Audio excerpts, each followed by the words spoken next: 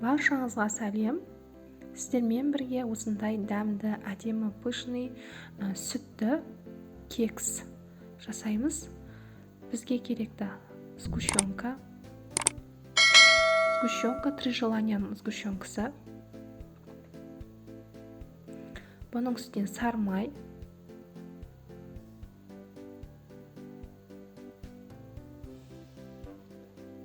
бір келкі болғанша миксерлейміз. Сары маймен сгущенка араласу керек. Сары майымыз бөлме температурасындағы болуы керек. Енді 3 дана жұмыртқамызды салып, тағы жақсылап араластырамыз.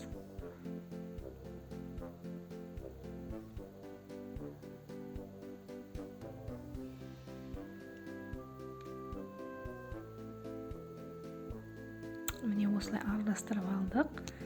Енді 1 шай қасық қопсытқыш саламыз. Үстінен ұнымызды саламыз.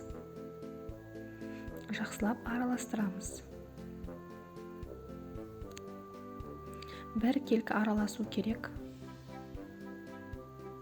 Не осылай. Жақсылап осылай араластырып алдық. Лопаткамызбен жан-жағын жинаймыз.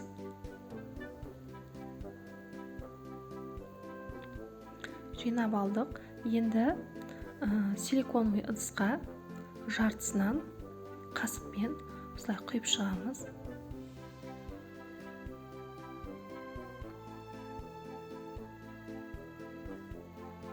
Бұны пирог ретінде істесеңіздер болады. Сразу ыдысқа құйып, пирог қып пісіріп берсеңіздер де болады. Өте дәмді шығады. Осылай барлық силикон ыдыстарымызға салып аламыз. Осылай жартысынан қылып барлығын салып аламыз. Қызып тұрған пеште 170 градуста 20-25 минутта пісіп шығады. Міне осылай болып.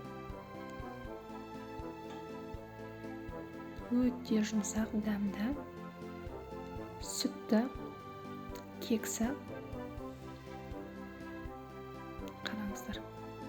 Ортасы да жақсы көтерілген, жақсы ашылған. Менің каналымда бұдан да басқа рецептер бар. Кекстің рецебі бар, басқа да. Каналыма кіріп көріңіз. Егер видеом ұнаса, лайк, комментарий қалдыруды ұмытпаңыз. Тіркеліп, қоңыраушаны басып қойыңыз.